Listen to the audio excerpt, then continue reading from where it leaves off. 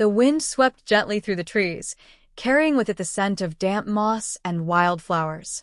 Deep in the heart of the English countryside, nestled on the edge of the Cotswolds, lay the quiet village of Elderwick. Time moved slowly here, with cobbled lanes, ivy-clad cottages, and locals who never strayed too far from home. At the edge of Elderwick, where the woods grew thick and dark, lived a curious teenager named Alastair Wren. With tousled chestnut hair and a mind full of wonder, Alastair often wandered into the forest, ignoring the whispers of old villagers who warned, "Stay away from the trees." They remember. It was a crisp autumn morning when everything changed. Alastair, rucksack slung over his shoulder and sketchpad in hand, slipped into the woods just after sunrise. He was following a fox, a sleek, silver creature with knowing eyes that shimmered unnaturally in the light. The fox darted between the trees, always just out of reach. "Where are you taking me?" Alastair murmured. The deeper he went, the quieter the world became. No birdsong, no rustling leaves, just the soft crunch of his boots on the forest floor. Then he saw it, a tree unlike any other, ancient, twisted, and glowing faintly with a silver hue. At its roots, something stirred. Alastair stepped closer. Suddenly, the ground trembled. The tree pulsed with light, and a soft hum filled the air. Before he could turn back, the fox reappeared and leapt into the light, disappearing as though swallowed by the earth. Alastair hesitated only for a moment, then followed. With a blinding flash, he vanished. When he opened his eyes, everything had changed. He stood in a meadow bathed in golden mist. The air shimmered with magic. Towering trees with blue leaves rustled overhead. Strange winged creatures flitted between flowers that whispered secrets. This was not England. This was somewhere else. Somewhere forgotten. Alastair stood frozen, heart pounding in his chest. Around him, the landscape shimmered with colors he had no name for. Trees curved like spirals, their trunks smooth as stone. Flowers sang softly in languages he couldn't understand. Above, the sky was tinged lavender, and two suns hung low on the horizon. A voice cut through the haze. "He's arrived." Alastair spun around. 3 figures emerged from the mist, cloaked in robes woven with threads of starlight. Their faces were half hidden beneath hoods, but their eyes glowed faintly, reflecting the same silver light as the tree he had touched. The tallest one stepped forward. Her voice was calm, yet carried weight. "You are Alastair Wren, the bound traveler." Alastair blinked. "The what?" "The one who crossed the veil." "The first in 100 years," she continued. "You were summoned by the Flame Fox, guardian of the ancient gate. This realm, Ellerin, has waited." Alastair's mind reeled. "Waited for me? Why?" "I'm no one." The second figure, shorter and cloaked in green, stepped closer. "Not no one. You bear the mark." Before Alastair could speak, the figure reached out and gently touched his wrist. The skin glowed, faintly at first, then brighter, revealing a spiral-shaped symbol, identical to the one etched on the ancient tree. "That wasn't there before," Alastair whispered. "It has always been within you," said the third figure, who had not spoken until now. His voice was rougher, older. "Now it's awakened." The group led him down a path of glowing stones, into the heart of the forest. There, nestled between 2 luminous waterfalls, stood a temple built of crystal and wood. Creatures of every shape and size watched from the shadows, some curious, some fearful. Inside the temple, a vast map floated in midair, drawn in shifting light and smoke. Alastair stared, transfixed, as parts of it blinked dark, areas consumed by a creeping shadow. "The realm is fracturing," said the tall woman, "and the source lies in the Forgotten Vale. No one has returned from there until now." Alastair took a step back. "You want me to go there?" "You were chosen," she said. "And the fox chose you." Alastair looked down at the symbol glowing on his skin. He could still feel the warmth of the tree's light. Somehow, deep inside, he knew this was only the beginning. The Watchers said no more. They simply stepped aside, leaving Alastair to choose. And he did. He stepped toward the light. The journey to the Forgotten Vale began at dawn. Alistair stood at the edge of the shimmering wood, a satchel over his shoulder, a compass-like crystal in hand, a gift from the Watchers. The crystal pulsed with a soft glow, tugging gently in one direction. That was the way. The flame fox reappeared as he took his first steps, its fur flickering like embers, silent as a shadow. It walked ahead of him, never too far, always glancing back to make sure he followed. They passed through landscapes that defied logic, rivers that flowed skyward, mountains that folded into themselves, and bridges made of woven light. Creatures emerged from the forest edge, some with cautious curiosity, others vanishing the moment Alistair's eyes met theirs. But the deeper they traveled, the darker the world became. The colors began to fade. Trees grew gnarled and silent. The songs of birds fell away into silence. The crystal in Alistair's hand flickered and dimmed. At midday, they reached the edge of a ravine where the earth had been split like broken glass. A bridge of brittle stone arched over the chasm, and below, mist churned with whispers, not wind, but voices. Countless voices. Alistair hesitated. "Don't stop." The voice came from behind him. A girl, no older than he was, stepped out from the shadows. She had storm-gray eyes and wore no cloak, just light armor laced with dried moss and crystal threads. A short blade hung at her side. "Name's Kaelin," she said, eyeing the fox. "Didn't expect another outsider." "You're from Earth?" Alistair asked. No. "I was born here, but I've seen your kind before, dreamers who crossed over. They all came through the veil. None returned." Alistair studied her. "Why are you here, then?" "To find someone," she said simply, then gestured across the bridge. "That way leads to the Broken Lands. If you're going, I'll come too. You'll need someone who knows what the darkness hides." They crossed together. On the other side, the world changed. The trees no longer lived. They stood gray and crumbling, hollowed by decay. The ground crunched beneath their feet, as if bones or ash had settled into the soil. There was no sun here, only a pale light from above, like the last breath of a dying star. They passed a fallen statue, half buried in the dirt, a fox, just like the one beside them, only with eyes hollowed and mouth open in a silent scream. The living flame fox paused, staring at it for a long time. "What happened here?" Alistair asked. Kaelin replied, "This is where the gate shattered. When the last traveler failed." Suddenly, the mist around them stirred. From it, shadows emerged. Not men, not beasts, something in between. Eyes glowing faintly. Their shapes blurred, as though memory itself was trying to forget them. Alistair stepped back. "Run," Kaelin said, drawing her blade. But the flame fox stepped forward. Its fur ignited. Light burst from its body, slashing through the darkness. The shadows recoiled, screaming in a language older than words. And just like that, they were gone. Alistair fell to his knees, panting. What were those? Kaelin helped him up. Remnants. Echoes of those who tried and failed. This is only the beginning. The fox let out a low, mournful sound. Far ahead, across the valley, a tower rose from the mist, jagged, crooked, and pulsing with dark light. "That's where we're going," Kaelin said. The tower waited. They approached the tower through a valley thick with silence. The further they walked, the more oppressive the air became, as though the world itself held its breath.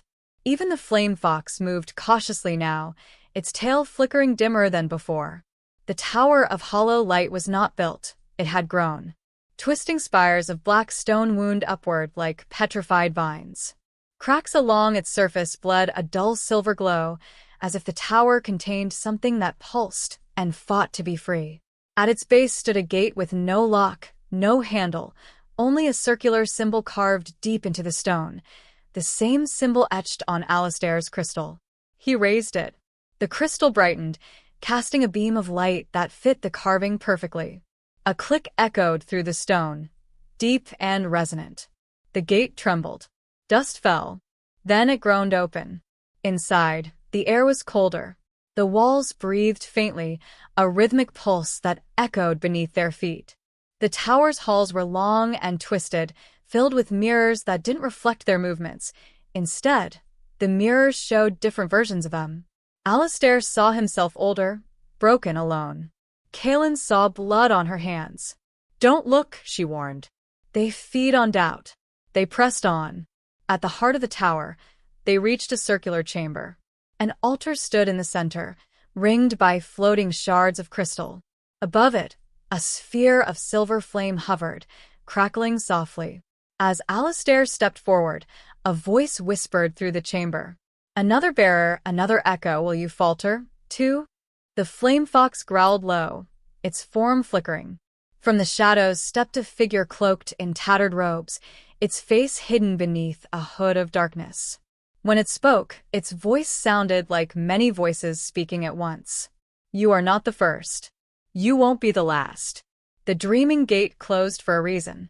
Alistair tightened his grip on the crystal. "And yet it calls." The hooded figure turned toward the flame above the altar. "That flame is a shard of the first light, the very essence that binds our realms. It should have been protected, but your kind reached for what wasn't yours." Kaelin stood at Alistair's side. "We didn't cause this. We're trying to fix it." A long silence. Then the figure raised a hand. Shadows crawled from the corners of the chamber, writhing and shaping themselves into creatures, half-forgotten faces, limbs twisted wrong, crawling on bone and smoke. "Then prove it," the figure said. The room exploded into chaos. Kaelin spun, her blade flashing, cutting through shadows that screamed as they vanished. Alistair held the crystal high, willing it to shine brighter. The flame fox leapt from enemy to enemy, leaving trails of fire in its wake. But the shadows kept coming. More and more. An endless tide. Then Alistair's crystal pulsed once, and shattered. The pieces hung in the air for a breathless second. From them, a song emerged. Faint at first, then louder. A melody of longing, of home, of hope. The pieces spun around him, weaving into a glowing thread that wrapped around his arm and into his chest. Alistair screamed. Light burst from him, blinding and absolute. The shadows were swept away in an instant. When the light faded, the chamber was empty. The hooded figure was gone. Only Alistair, Kaelin, and the flame fox remained, and the silver flame above the altar now floated lower, as if waiting for him. "You unlocked it," Kaelin said softly. Alistair looked at his hand.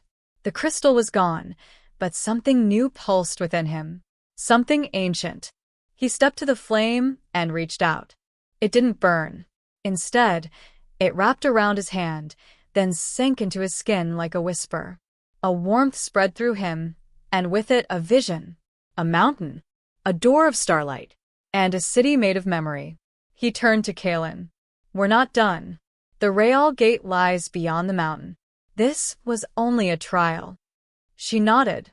Outside, the valley began to tremble. The tower groaned. It was collapsing. They ran. The tower of hollow light cracked and crumbled behind them, releasing waves of energy that rippled across the valley. The ground split in jagged lines. Trees shuddered, then turned to ash. The very sky above them seemed to darken, as though the collapse had drawn the sun into hiding.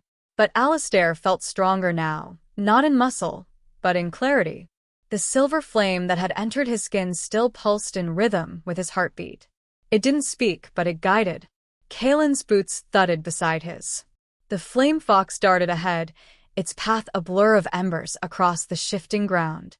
Behind them, the tower let out one final groan and collapsed into itself, vanishing with a sound like a breath being drawn backward. They didn't stop until the earth settled.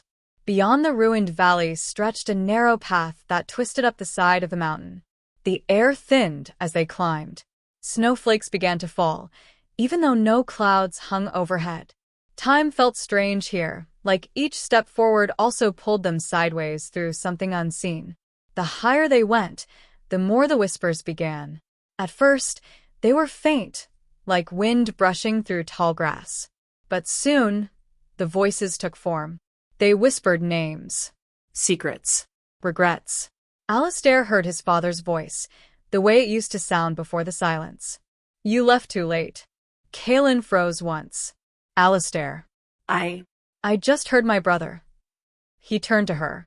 Ignore it. It's the mountain. It knows what we've lost. She clenched her jaw and pushed on.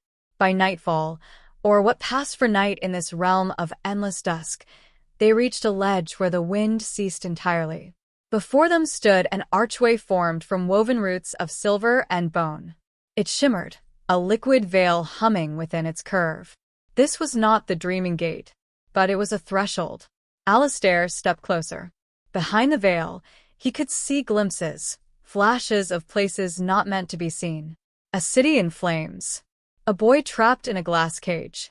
Kaelin, standing alone at the edge of a cliff, her sword broken at her feet. He turned away. We go through together. Kaelin nodded. She reached for his hand without hesitation.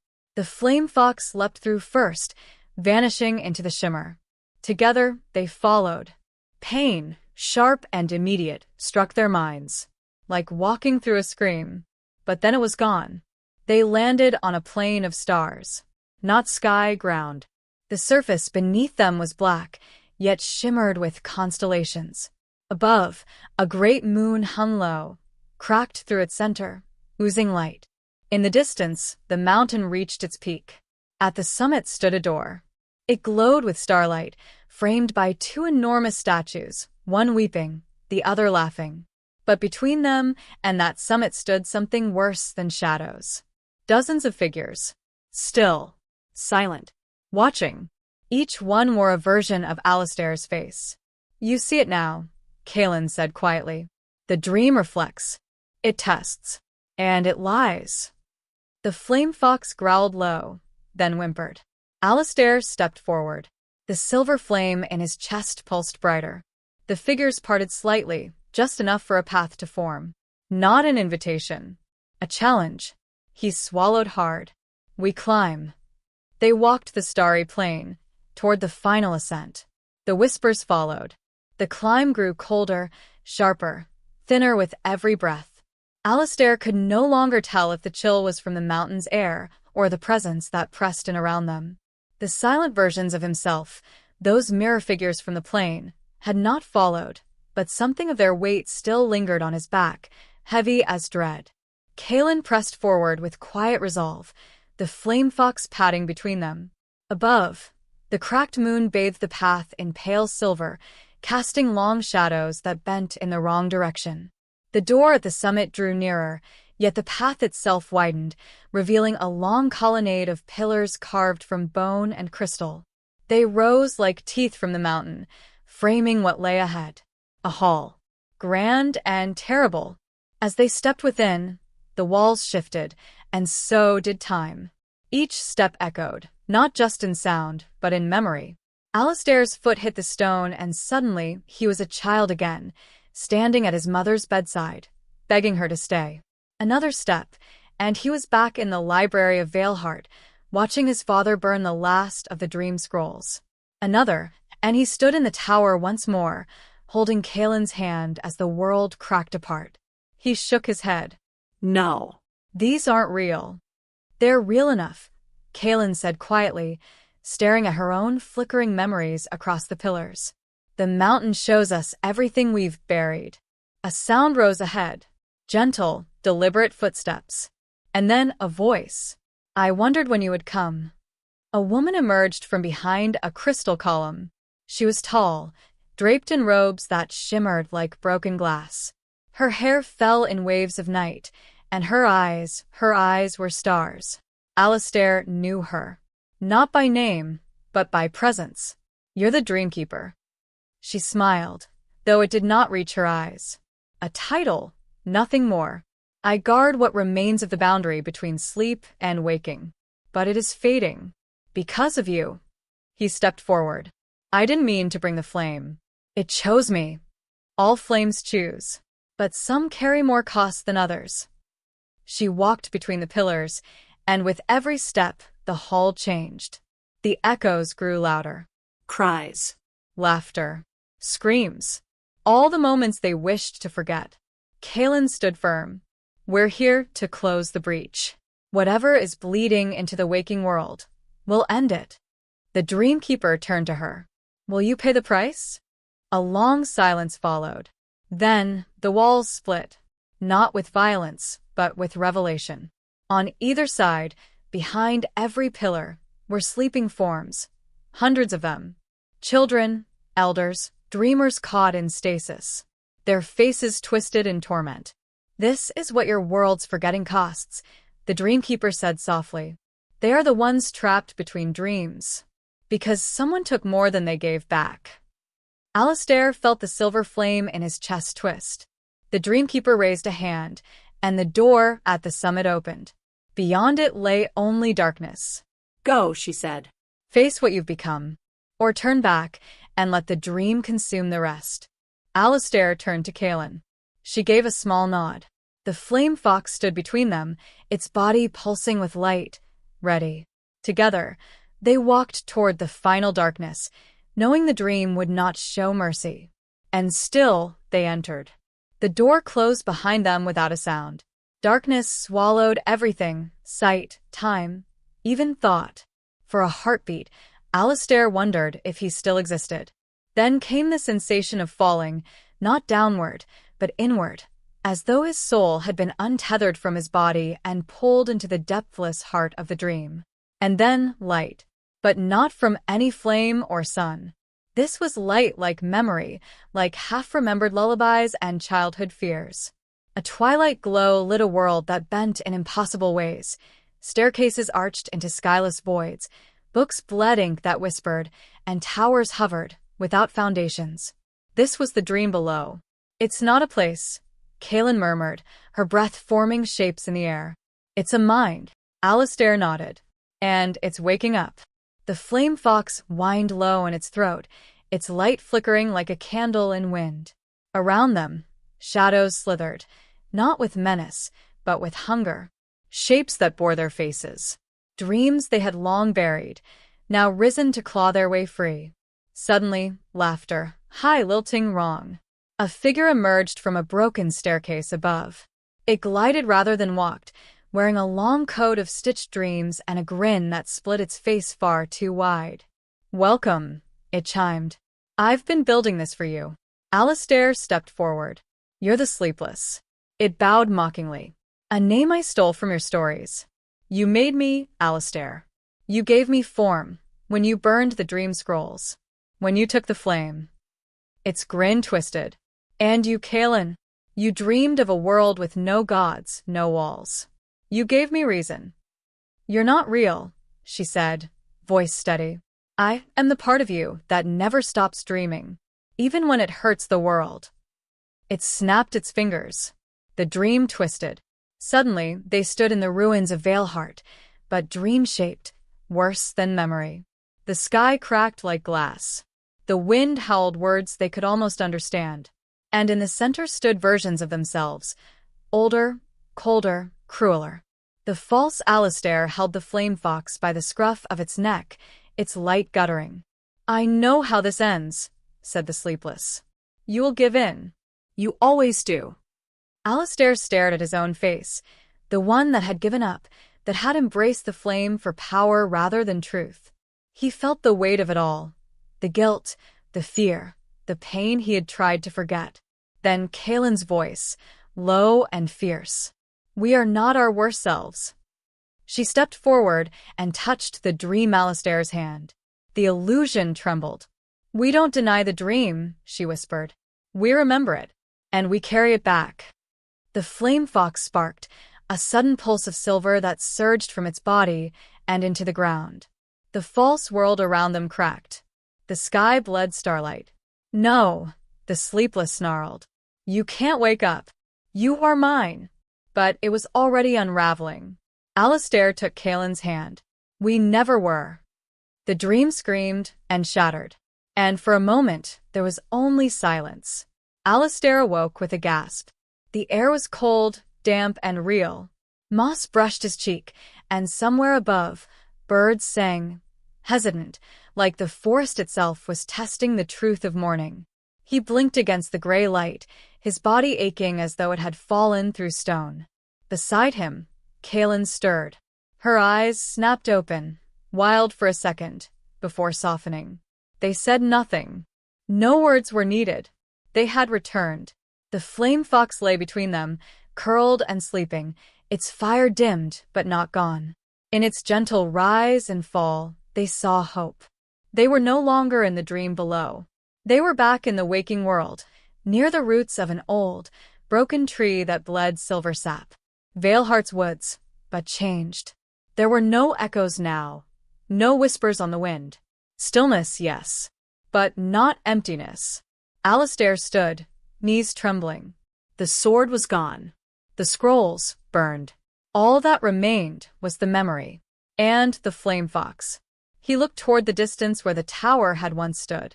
Now, only smoke marked the horizon, rising like a sigh. The sleepless was gone, at least from this place. Kaelin joined him, brushing ash from her tunic. "We broke the dream," she said softly. He shook his head. "No." "We woke from it." They began walking, their path winding back through trees that no longer shifted when unlooked at. The world felt firmer underfoot, though the air still tasted of ember and endings. In the village of Grafton, days later, they found signs of others who had begun to wake. The carpenter spoke of strange dreams ending. The herbalist of lost time returned. Children no longer sleepwalked with silver eyes. The bell of the old chapel rang again, its toll clear and clean. Still, not all was well. Some had vanished. Others refused to believe anything had changed. There were tears and scars, and questions that could not be answered. Alistair and Kaelin never spoke of the sleepless by name. But sometimes, when they sat beside the hearth, and the fire flickered just so, they would watch the shadows dance, and remember. Because even when a dream ends, its echo remains. And the world it touched is never quite the same. One night, as Kaelin prepared for sleep, the flame fox stirred and padded to the doorway. It looked back at them, eyes bright with knowing, before slipping into the dark, where the forest waited. Alistair rose, but Kaelin caught his arm. "Let it go," she whispered. "The flame finds its own path." He watched until the last glimmer of light vanished into the trees. Then he turned to her, voice quiet. "What now?" She smiled. "We walk forward." And so they did, into a world waking slowly, step by step, ember by ember. Autumn came quietly to Grafton, blanketing the hills in shades of rust and gold. Mist curled around the riverbanks each morning, and the smell of damp earth hung in the air. Yet, despite the village's slow return to peace, something beneath the surface trembled, a silence that felt less like calm and more like waiting. Alistair sensed it first. In his dreams, the sky cracked open like glass, and from its fractures poured a whisper. Not the voice of the sleepless, but something older. Something watching. Listening. One morning, as Kaelin tended a small garden behind the inn where they now lived, a raven landed on the fence post. Its feathers were slick with rain, and its eyes gleamed like onyx. It dropped something at her feet, a smooth stone carved with a spiral, the same pattern once etched into the floor of the hollow vale. She called for Alistair. When he saw it, his breath caught. "The vale's calling," he said. "It's not finished." They left at dawn, packs light and hearts heavy. The hollow vale lay beyond the southwood, where even hunters dared not tread. It was said the trees there grew in twisted circles, and paths never ended where they began. As they entered the southwood, the forest grew darker with each step. No birds sang here. The light turned green and wet, like water held too long in shade. Shadows moved, not with malice, but with memory. In the vale, time bent. They passed a stream flowing uphill, and saw a deer with eyes too human to bear. Once, they heard laughter that echoed from all directions, but when they turned, the forest was still. Finally, they came to the heart of the hollow vale. A hollow ring of standing stones rose from the ground, ancient and worn. Between them, the air shimmered like heat. On one of the stones, the spiral reappeared, not carved, but scorched. Alistair stepped forward, hand outstretched. As he touched the stone, the ground shook. Light burst from the center of the ring. A figure formed, not flesh, but shadow and flame, like a candle behind silk. It spoke without a mouth. The sleepless was but one gate, the first of many. The dream was not his nor yours. Kaelin drew her blade. Who are you? The figure tilted its head. I am the memory of forgetting. The space between thought and name. Alistair's fingers tightened. Why us? Because you woke. And waking leaves you hollow. That hollow must be filled. The ground split. Roots writhed like serpents. Trees bent toward them, groaning with age. Suddenly, a cry cut through the air, not human. The flame fox leapt into the circle, its body ablaze with light, brighter than ever before. It stood between them and the shadow, defiant. The figure recoiled, its form flickering. You carry fire, it hissed. Fire does not dream. With a sound like breaking glass, it vanished. The light faded. The forest exhaled. The stone ring now lay quiet, cold, as if nothing had stirred. Alistair fell to his knees, breath ragged. Kaelin dropped beside him. The flame fox nosed Alistair's hand, then curled at his feet. We're not done, Kaelin said. No, he agreed, eyes fixed on the dark beyond the trees. We've only just begun. The wind whispered through the hollow veil, not as threat, but as warning. Something deeper stirred beyond the veil. Something still dreaming. The journey back to Grafton was a quiet one. Neither Alistair nor Kaelin spoke much, as though words might shatter the fragile calm that now lay over them. The flame fox padded silently at their side, its fire dimmed but steady, a soft glow against the deepening dusk. Yet peace did not greet them. As they emerged from the woods, the sky above the village churned with low-hanging clouds, streaked with red as though sunset had spilled across the heavens. Smoke curled from chimneys that had long been dormant.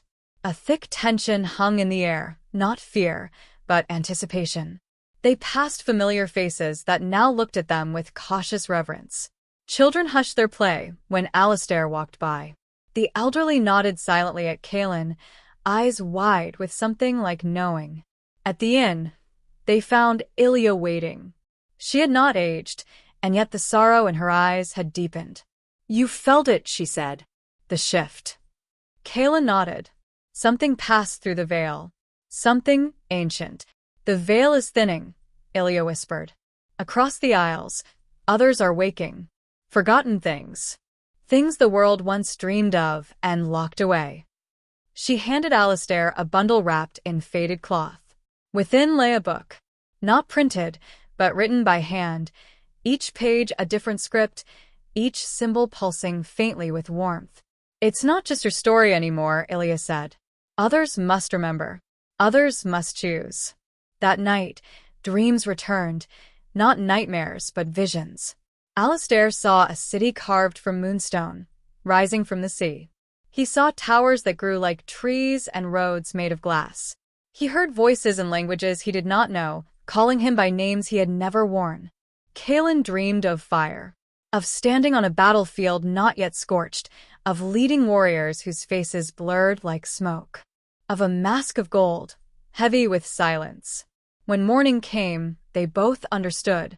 The shadow in the veil was only a messenger. There were more gates, more hollows, more forgotten truths stirring in the world's marrow. They packed lightly again. This time, not just with provisions, but with purpose. Before they left, Alistair stood before the village. The sleepless has fallen, he said. But he was only the beginning. We walk now not just to protect, but to awaken.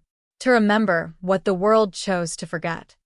And then, without fanfare, they were gone, walking east beneath a sky slowly healing.